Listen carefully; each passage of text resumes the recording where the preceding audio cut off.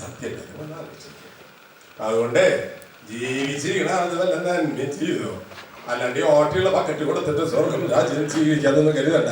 നീ പോണ നേരത്ത് സത്യമായിട്ട്. അതുകൊണ്ട് നീ ഇതിന്റെ പേരിൽ വിൽപ്പത്രം ഡോക്ടറിന് കൊടുക്കില്ല. ഞാൻ അതിന് തീരുമാനിക്കില്ല. കൊടുത്തോ ചെങ്ങാതി, ഞാനത് പറഞ്ഞതിന്റെ പേരില് ശരി പച്ച പറഞ്ഞപ്പോ നമുക്ക് മനസ്സിലാവണേ.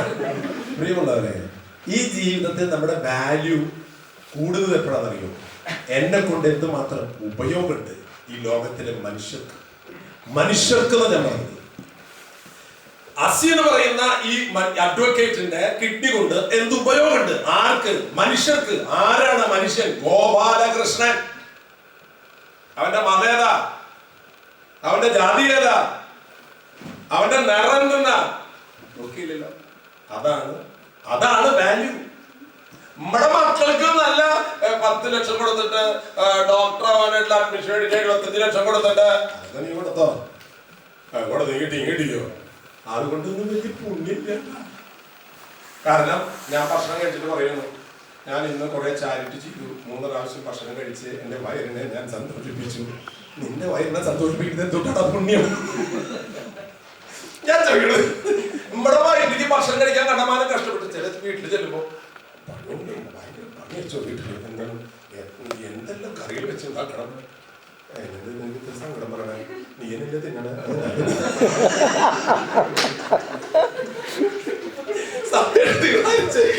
വീട്ടിൽ പണിക്കണ അമ്മമാര് പറയണു, മനുഷ്യൻ എന്തോ കഷ്ടപ്പെട്ടിട്ടാണ്. എന്ത് ചെയ്യും? ചോറും കറി വെക്കരുത്. ആർക്ക്? എനിക്ക് ഭർത്താവിനെ കുട്ടികളെ തിന്നാൻ. നീ നിന്റെ വീട്ടില് പണിയെടുക്കണോ? എന്തൊരു പുണ്യത്! നീ നേരം വെളുത്ത ചോറും കൂട്ടാൻ വെക്കാം, ഭർത്താവിന് ഭാര്യയ്ക്ക് കൊടുക്കുന്ന കുട്ടികളെ തിന്ന. അതിന്റെ പുണ്യം. നിനക്ക് വീട് വയ്ക്കാൻ വേണ്ടിട്ട് നീ കഷ്ടപ്പെട്ട് കാശ് ഉണ്ടാക്കണോ? എന്നിട്ടൊരു വീട് വെക്കണം. പണിയെടുത്ത് ഇല്ലച്ചോ, ഏത് പണി? എന്റെ വീടിന്റെ പണി. നിനക്ക് വീടിനല്ലേ? അതെ, നീ പറഞ്ഞ അതിൽ എന്ത് പുണ്യിരിക്കണോ? പറയുമ്പോളവരെ, ഞാൻ എനിക്ക് വേണ്ടി എന്ത് ത്യാഗം സഹിക്കുന്നു എന്നുള്ളതിന് വാല്യൂ ഇല്ല. ഗാന്ധിജിയെ നമ്മൾ സ്നേഹിക്കുന്നത് ഗാന്ധിജി കുറെ കാശുണ്ടാക്കിട്ടാ. ഗാന്ധിജി അതിലല്ല നമ്മൾ ഗാന്ധിജിയെ ഓണർ ചെയ്യുന്നത്. പ്രിയമുള്ളവരെ, ഗാന്ധിജി എത്രമാത്രം മനുഷ്യർക്ക് യൂസ്ഫുൾ ആയി.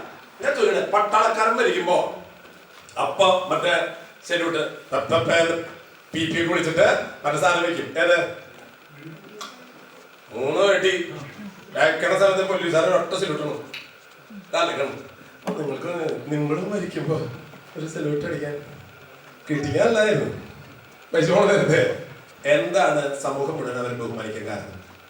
പട്ടാളക്കാരൻ എന്താ ബഹുമാനിക്കപ്പെടുന്നത്? പ്രിയമുള്ളവരെ, what is the value of A soldier? അവൻ ഈ രാജ്യത്തിലെ ഓരോ മനുഷ്യന്റെയും ജീവൻ സംരക്ഷിക്കാൻ വേണ്ടിയിട്ട് രാപ്പകലില്ലാതെ ആ തോക്കം പിടിച്ചത്. വെടിയൊന്നും വെച്ചിട്ടാവില്ല, വെറുതെ ഇങ്ങനെ നിന്നു. വെടി വെച്ചാലും വെച്ചില്ലെങ്കിലും സോൾജർ നമ്മൾ ബഹുമാനിക്കുന്നു, ഓണർ ചെയ്യുന്നു. അത് സോൾജർ എന്ന് പറയുന്ന പട്ടാളക്കാരന്റെ സ്ട്രെങ്ത് നോക്കിയിട്ടോ മെന്റൽ പവറോ ഫിസിക്കൽ പവറോ നോക്കിയിട്ടല്ല നമ്മൾ ഓണർ ചെയ്യുന്നത്. ഈ സാക്രിഫൈസ്, ഹിസ് കമ്മിറ്റ്മെന്റ്. അതാ ഞാൻ പറയുന്നത്. 2 ഡോക്ടേഴ്സ്, 2 അസി, അതുപോലെ സിബി, ഇവിടെ വന്ന ഓരോരുത്തരും why they commits their time. എന്തിന് ഞാനിവിടെ വന്നിരിക്കുന്നു?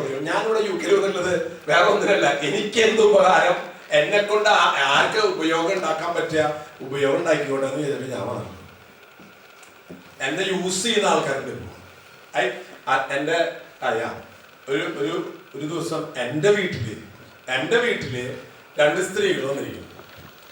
എന്തിനാന്ന് വെച്ച് കഴിഞ്ഞാല് എന്റെ അനിയന്റെ ഭാര്യ പിള്ളേരോടെ ഉണ്ട്. കിഡ്നി രോഗികൾക്ക് ഡയാലിസിന് സഹായം ചോദിച്ചിട്ടാണ് വന്നിട്ടുള്ളത്. ആര്? ഈ 2 ചേച്ചിമാര്. ഈ ചേച്ചിമാരുടെ ഒരു ഫോട്ടോ ഉണ്ട്. എന്താന്ന് വെച്ചാൽ ഞാൻ ഏതൊരു ഫംഗ്ഷനിൽ പങ്കെടുത്തിട്ടുള്ള എന്റെ ഫോട്ടോ എഴുതി ഈ ഡേവിഡ് വിളിച്ചനെ അറിയോ? എന്റെ അനിയന്റെ ഭാര്യയോട് അവർക്കറിയില്ല എന്റെ വീട് എന്നുള്ളത്. കിഡ്നി ഡയാലിസിന് ഹെൽപ്പ് ചെയ്യണം ചേച്ചിക്ക്, രോഗികളെ സഹായിക്കാന്ന് വെച്ചാൽ ഡേവിഡ് വിളിച്ചനെ. അപ്പൊ എന്റെ അനിയന്റെ ഭാര്യ കാശ് ചോദിച്ചു വന്നിരിക്കുക. എന്റെ പടം കാണിച്ചിട്ട് എന്റെ വീട്ടിലേക്ക് വന്നിരിക്കണം. അപ്പോ ഞാൻ പറഞ്ഞു, കൊടുക്കില്ല, കൊടുത്തു പറഞ്ഞു. ഉപയോഗിച്ചിട്ട് എന്റെ ജീവിതം കൊണ്ട് ആർക്കെന്ത് പോരുണ്ടാവണോ അവിടെയാണ് നമ്മുടെ ജീവിതത്തിന് വാല്യൂ ഉണ്ടാകുക. നമുക്ക് കുറെ ക്വാളിഫിക്കേഷൻ ഉണ്ട്. Chairman kidney federation of India, അതൊക്കെ റീത്തുമ്മ എഴുതാനാണ്. കറുത്ത തുണിമ വെളുത്ത അക്ഷരത്തിൽ, വെളുത്തേല് കറുത്തതായാലും കുഴപ്പമില്ല കേട്ടോ. ഞാൻ അതിന്റെ പേരിൽ വഴക്കുണ്ടാക്കാൻ നിൽക്കണ്ട. റീത്തിന്റെ നടുവിലൊരു വരാനുണ്ടല്ല, അത് എഴുതി വെക്കും. നിങ്ങളുടെ ആ സംഘടനയുടെ പേര് എഴുതിയിട്ട് എഴുതിക്കുന്നത് ആദരാഞ്ജലികൾ. ഇതിലൊന്നല്ല ലൈഫിന്റെ. APJ അബ്ദുൽ കലാം ഡൽഹിയിലെ, ഞാൻ ഡൽഹി പോയി അദ്ദേഹത്തിന്റെ വീട്ടിൽ പോയി. അദ്ദേഹത്തിന്റെ ആ വാല്യൂ എന്ന് നമ്മൾ പറയും. അദ്ദേഹത്തിന്റെ ആ വാതിലിലാണ് ഒരു ബോർഡിൽ എഴുതി വെച്ചിട്ടുണ്ട് ഒരു വാചകം. എന്താ പറയുക? I am not handsome. എനിക്ക് ഭംഗിയില്ല. നമ്മൾ ഭംഗി ഉണ്ടാവാൻ വേണ്ടിയിട്ട് എന്തെല്ലാം കാര്യങ്ങൾ ചെയ്ത് കൂട്ടിയിട്ടും ഭംഗിയാവണില്ല. അവിടെ ഒരു മനുഷ്യ എഴുതി വെച്ചിരിക്കുക ഐ ആം നോട്ട് ഹാൻസം എന്ന്. ആരെങ്കിലും എഴുതി വെക്കോ?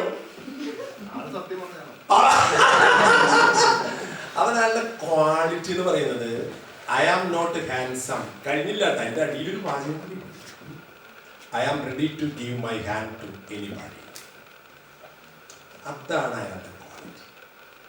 നമ്മൾ വലിയ കൊട്ടാരം പോലത്തെ വീടൊക്കെ പണിതിട്ട് ബിവെയർ ഓഫ് ഡോഗ്സ്, അതായത് പട്ടിയുണ്ട്. അത് ആരും ഉദ്ദേശിച്ചെന്നുള്ള കാര്യം നമുക്കറിയില്ല. അത് അതിന്റെ അടിയിൽ എഴുതി വെച്ചിട്ടില്ല. ഇത്ര പറഞ്ഞിട്ടുള്ളൂ, ബിവെയർ ഓഫ് ഡോഗ്സ്.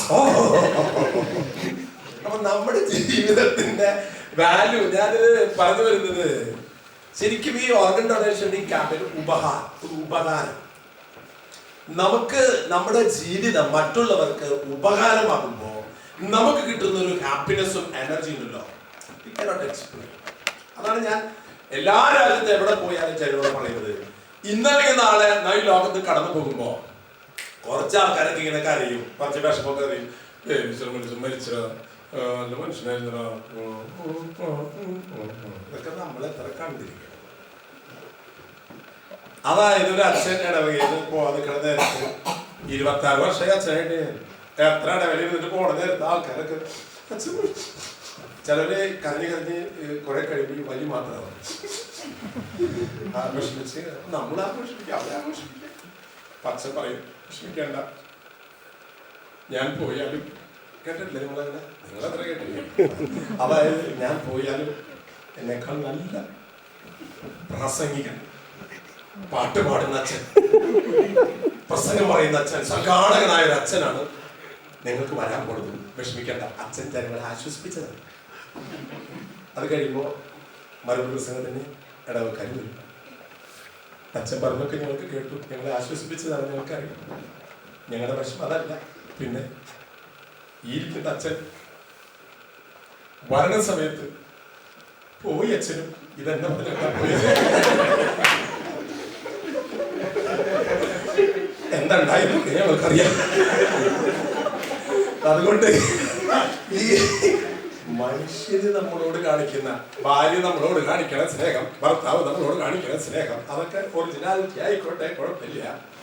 ഇതൊക്കെ കുറെ കഴിയുമ്പോണ്ടല്ല ഏത് ജെന്യുവിനായിട്ട് നിൽക്കാന്നറിയോ? ജെന്യുവിനായിട്ട് നിൽക്കാം, ഉള്ളിൽ അതിന്റെ ഒരു ക്ലാരിറ്റി ഉണ്ടാവില്ല. പലപ്പോഴും നമ്മുടെ ഉള്ളിന്റെ ഉള്ളുണ്ടല്ലോ, ഉള്ളിന്റെ ഉള്ളിലുള്ള ശരിക്കുള്ള ആ നന്മ ഇല്ലാണ്ടാവുമ്പോണ്ടല്ലോ നമ്മൾ ഹാപ്പി ആവില്ല. നമ്മൾ ഹാപ്പി ആവില്ല. ഞാൻ ചോദിക്കട്ടെ നിങ്ങളോട്, എന്തുകൊണ്ടാണ് നമ്മുടെ അമ്മയെ, ഇവിടെ അമ്മമാരിരിക്കും, എന്തുകൊണ്ടാണ് നമ്മുടെ അമ്മയെ ഏറ്റവും കൂടുതൽ നമ്മൾ സ്നേഹിക്കാൻ ഈ ലോകത്തില് അമ്മയാണ്? എന്താ കാരണം അറിയുന്നത്? ഈ അമ്മ കുറെ നാളിൽ ഓട് കൊണ്ട് നടന്നുണ്ട്. ഏതിനോട്? നമ്മളിതിനുള്ളിലായിരുന്നില്ലേ? ഒരു 8-9 മാസം താങ്ങിക്കൊണ്ട് നടക്കുക, മുലപ്പാല് തരിക, കുളിപ്പിക്കുക, കളിപ്പിക്കുക, എന്തുമാത്രം സാക്രിഫൈസ് ആണ്. അതുകൊണ്ടാണ് നമുക്ക് നമ്മുടെ അമ്മയെ കാണുമ്പോൾ ഒരു പ്രത്യേക വികാരം നമുക്കുണ്ടാകുന്നത്. അതിന്റെ പേരാണ് the value of love. The value of love. നമ്മൾ വീട്ടിൽ ചെന്നിട്ട് ഞാൻ നോക്കി ചോദിക്കട്ടെ, അമ്മേനെ നോക്കിയിട്ട് അമ്മേനെ എനിക്ക് ഭയങ്കര ഇഷ്ടമായി, എന്താണ് ബ്യൂട്ടിഫുൾ യു ആർ പറയാറുണ്ട്. അമ്മയുടെ മുഖത്ത് നോക്കിയിട്ട് ആരും അമ്മയ്ക്ക് നല്ല സുന്ദരിയാണ് കേട്ടോ അമ്മ, അതുകൊണ്ട് എനിക്ക് അമ്മേനെ ഇഷ്ടമാണ്. അമ്മയുടെ ബ്യൂട്ടി നോക്കിയിട്ടല്ല നമ്മൾ അമ്മയെ ഇഷ്ടപ്പെടുന്നത്. നമ്മുടെ അമ്മയുടെ സൗന്ദര്യമല്ല പ്രിയമുള്ളവരെ അമ്മ എന്ന് പറയുന്ന കൺസെപ്റ്റ്. അതാണ് ഡോക്ടർ പറഞ്ഞത്, ഉപഹാർ എന്ന് പറയുന്നത് ഒരു ഓർഗനൈസേഷൻ അല്ല, ഇറ്റ് ഇസ് എ കൺസെപ്റ്റ്. ഈ ജീവിതം കൊണ്ട് നമുക്ക് ചെയ്യാവുന്ന 100 നന്മകൾ ചെയ്യാവുന്ന ഒരു കൺസെപ്റ്റ് ആണ് പ്രിയമുള്ളവരെ. Leave life and give life. live life and give life. ഇത് ഇവിടെ ഈ ഒരു പ്രസ്ഥാനം തുടങ്ങിയത് ഇവിടെയുള്ള എല്ലാ ഓർഗനൈസേഷനും നമ്മുടെ ലൈഫിനുള്ള വാല്യൂ ക്രിയേറ്റ് ചെയ്യാനായിട്ടുള്ള വലിയൊരു അവസരമാണ്. ഞാൻ ഈ അബ്ദുൽ കലാമിന്റെയും മദർ തെരേസയുടെയും ഗാന്ധിജിയുടെയും ലൈഫിനെ കുറിച്ച് ഞാൻ പറഞ്ഞു. ഇവരൊക്കെ പ്രായമായി വരുമ്പോൾ വാല്യൂ കൂടുകയാണോ ചെയ്തത്, കുറയാണോ ചെയ്തത്? വാല്യൂ പറ എല്ലാവരുടെ കാര്യം പറയാൻ നമുക്ക് എന്തിനാ മണി പറഞ്ഞോ? അവനവന്റെ കാര്യം ചോദിക്കാൻ പോണുള്ളൂ, ഇപ്പൊ പറയും. അപ്പൊ അതായത് ഈ ഗാന്ധിജിയുടെയും അബ്ദുൽ കലാമിന്റെയും മദർ തെരേസയും പ്രായമായി വന്നപ്പോ അവർക്ക് ക്വാളിറ്റി കൂടി. വീഞ്ഞിന്റെ സംഭവം അങ്ങനെയാന്ന് പറയണേ. വീഞ്ഞിന് പ്രായമാകുമ്പോ ക്വാളിറ്റി കൂടുതൽ. എനിക്ക് അനുഭവം കേട്ടാ പറയുന്നത് മാത്രം. അതായത് പ്രായമായപ്പോ ഈ വ്യക്തികളുടെ വാല്യൂ കൂടി. ഇനി നിങ്ങളുടെ കാര്യം, നിങ്ങൾക്ക് പ്രായമായി വരുമ്പോ വാല്യൂ കൂടി വരില്ല.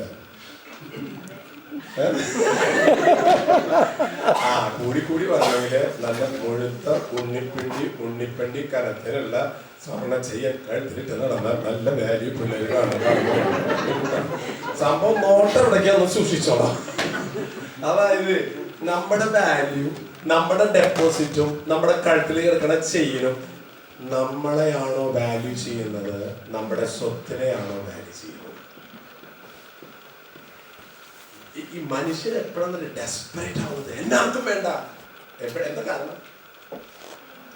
2 മാസം മുമ്പ് ഒരു വീട്ടില് 6ാം ക്ലാസ്സിൽ പഠിക്കുന്ന ചെക്കൻ അപ്പനോട് പറഞ്ഞു, അപ്പൊ നമ്മള് പറമ്പിന്റെ ടോക്കൺ കൊടുത്താ. മനസ്സിലായില്ലേ ടോക്കൺ കൊടുത്തു? എല്ലാവർക്കും മനസ്സിലാവും. ടോക്കൺ കൊടുത്ത എല്ലാവർക്കും മനസ്സിലാവും. കാലഘട്ടം ഒരു 10-25 വർഷം മുമ്പൊക്കെ ടോക്കൺ കൊടുത്ത. എന്തിന്റെ ടോക്കൺ ഉണ്ടാ എന്ന് ചോദിച്ചെന്നെ. ഇപ്പൊ കുട്ടികൾക്ക് അതൊക്കെ അറിയാം. ഏത് ആ പറമ്പിന്റെ ടോക്കൺ കൊടുത്തത് മനസ്സിലായോ? മനസ്സിലായേ? പറമ്പ് കച്ചവടത്തിന് ടോക്കൺ കൊടുക്കുന്ന സംഭവം ഈ പറഞ്ഞത്. ഞാൻ എന്തിനും എത്ര സ്പെൻഡ് ചെയ്യുന്നത്? അപ്പൻ ചെക്കന്റെ മുഖത്ത് നോക്കിയിട്ട് 2 വാങ്ങിച്ചു പറയും. എത്രല്ല പഠിക്കണം? ഞാൻ 6ൽ പഠിക്കാൻ കുട്ടി ചോദിക്കുന്ന ചോദ്യമാണോ? നീക്ക് ഇതൊക്കെ അന്വേഷിക്കേണ്ട പ്രായമാണപ്പോ. പറമ്പിന് ടോക്കൺ കൊടുത്തു. അപ്പൊ ചെക്കൻ പറയും, അപ്പ അങ്ങനെ പറയണ്ടപ്പ, നമ്മുടെ അക്കൗണ്ട് ICIC ബാങ്കിലാണോ സൗത്ത് ഇന്ത്യൻ ബാങ്കിലാണോ? നീ എത്ര പഠിക്കണേ? ഞാൻ 6 പഠിക്കണ കുട്ടി ഇതൊക്കെ അന്വേഷിക്കേണ്ട വല്ല ആവശ്യമുണ്ടപ്പോ? അങ്ങനെ പറയുന്നില്ല. അപ്പന് വല്ലത് അറിയോ? ആ വർഗീസ് എന്റെ വീട്ടിൽ എന്താ സംഭവിച്ചു? എന്താ എന്റെ ക്ലാസ് പഠിക്കുന്ന കുട്ടി വർഗീസ് എന്താ വെച്ച്? അവന്റെ അപ്പൻ ഇന്നലെ ഹാർട്ട് അറ്റാക്ക് മരിച്ചു. അതിന് അവന്റെ അമ്മ അനുഭവിക്കുന്ന വിഷമം ആ വീട്ടുകാർ അനുഭവിക്കുന്ന അപ്പന് വല്ല അറിയാം. എന്താണ്? അപ്പൻ ആ പറമ്പിനെ ടോക്കൺ കൊടുത്തോണ്ടോ വർഗീസിന് അറിയില്ല, അമ്മയ്ക്ക് അറിയില്ല, അവന്റെ ചേച്ചിക്ക് അറിയില്ല. അപ്പൊ ഒരാള് വിഷമത്തിൽ അമ്മ അപ്പ പിന്നെ അവിടെ ഏത് ബാങ്കിൽ എത്ര ഡെപ്പോസിറ്റ് ഉണ്ട് ഇതൊന്നും ആ കുട്ടികൾക്ക് അമ്മയ്ക്ക് അറിയില്ലെന്ന് ഇല്ല. എന്ത് വിഷമപ്പ അത്? നമ്മുടെ വീട്ടിൽ അങ്ങനെ വിഷമം വരാൻ പാടില്ല.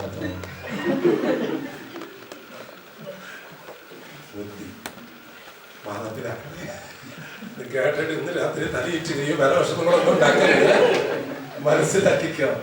നമ്മുടെ മക്കളുടെ ഉള്ളിലേക്ക് കയറി പോകുന്നത് ഞാൻ ഒരു അപ്പൻ എന്ന് പറയുന്ന വാല്യൂ പറഞ്ഞില്ലേ ആസിച്ചേട്ടൻ? എന്റെ മക്കളുടെ ഉള്ളിലേക്ക് കയറിപ്പോയി. ഞാൻ ഈ കർമ്മം ചെയ്തപ്പോ അപ്പനെ കുറിച്ച് ആസിച്ചേട്ടന്റെ മകൻ വാല്യൂ ചെയ്തു. നമ്മളെ കുറിച്ചൊക്കെ നമ്മുടെ മക്കൾ എന്താ വാല്യൂ ചെയ്യണമെന്ന് എന്നോടൊന്നും ഇപ്പൊ പറയേണ്ട ആവശ്യമില്ല. അഡ്രസ് തരാം, എഴുതി തന്നാൽ ഞാൻ വായിച്ചു പ്രാർത്ഥിക്കാം. ഞാൻ ആരെയും വിഷമിപ്പിക്കാൻ വേണ്ടി അങ്ങനെയൊന്നും വിഷമിക്കട്ടെ. ഞാൻ പറഞ്ഞത് നമ്മുടെ ലൈഫിന് വാല്യൂ ഉണ്ട്. ഇതൊക്കെ പറഞ്ഞതിലെന്ന് വെച്ചാല് ഇപ്പോ അങ്ങനെ വാല്യൂ ഒന്നും ഇല്ലാന്ന് വല്ലവരും അങ്ങനെ വിഷമിച്ചിരിക്കുന്നവർക്ക് ഒരു ഗിഫ്റ്റ് വൗച്ചറാണ്. ഏത് ഈ ഓർഗൻ ഡൊണേഷന്റെ ഫോം. ഇതൊരു ഗിഫ്റ്റ് വൗച്ചറാണ്. ഇതുവരെ ഒന്നും വാല്യൂ ഉണ്ടാക്കാൻ പറ്റിയിട്ടില്ല. അപ്പൊ നമ്മളോട് തന്നേച്ച ഇതിലെങ്കിലും വല്ലതും കിട്ടിയ പോട്ടെ. ഏത് നമ്മള് മരിച്ചു കഴിയുമ്പോഴെങ്കിലും ഈ ഭൂമിയിൽ ജീവിച്ചിരിക്കുന്ന മനുഷ്യർക്ക് പ്രിയമുള്ളവരെ, നമ്മളൊക്കെ മരിച്ചു പോകുമ്പോഴേ കുറെ പേര് കരയും. നമ്മുടെ മക്കള് കരയും, ഭർത്താവ് കരയും, ഭാര്യ കരയും. എത്ര ദിവസം കരയും? അല്ല എല്ലാ ദിവസം കരയും പറ്റുന്നത്. ഇതൊക്കെ കുറെ കഴിയുമ്പോ കുറയും.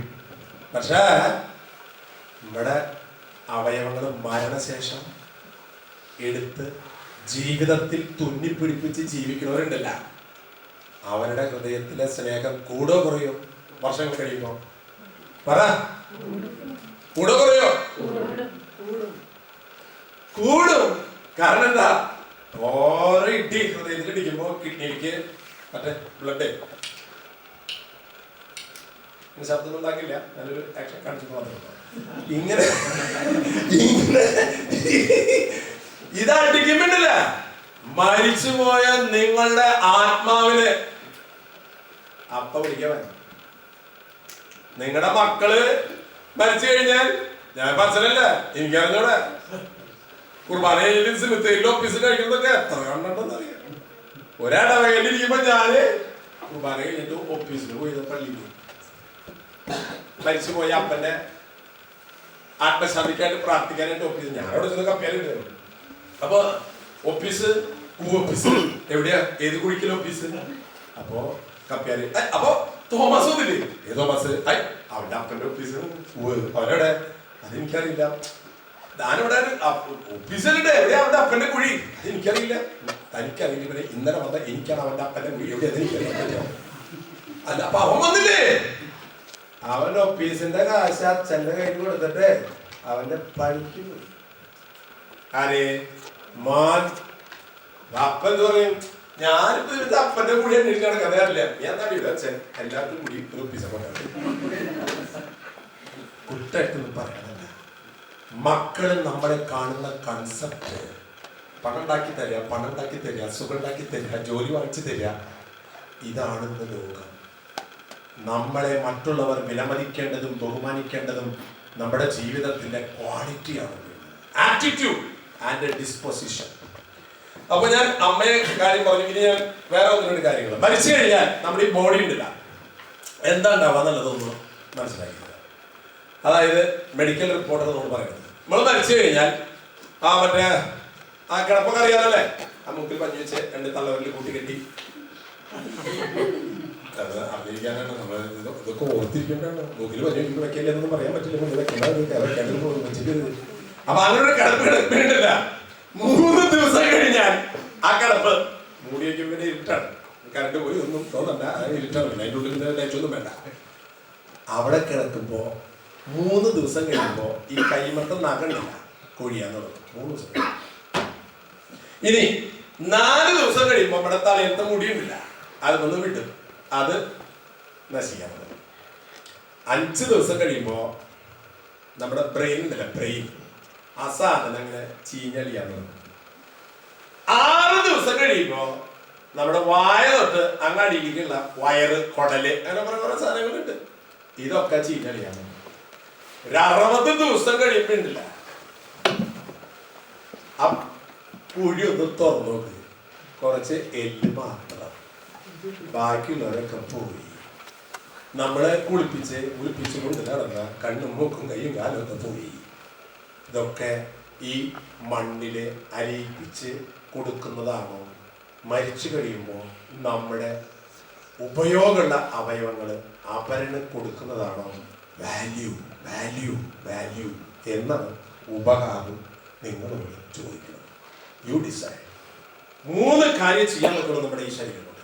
ഈ ശരീരം എത്ര വിലപ്പെട്ടതാണെന്നറിയോ? ഈ ശരീരം ഒരു അസുഖം നമ്മുടെ ഡോക്ടറെ പോയപ്പോ മരുന്ന് ശരിയാക്കി ഇങ്ങനെ കൊണ്ട് തന്നെ ഈ ശരീരം ഈ ഭൂമിയിൽ ഒരു മനുഷ്യന് കൊടുത്തു പോകുമ്പോ വിൽപത്രത്തിൽ എഴുതി കൊടുക്കുന്നത് പോലെ ഒന്നല്ല, അതിനല്ല വാല്യൂ.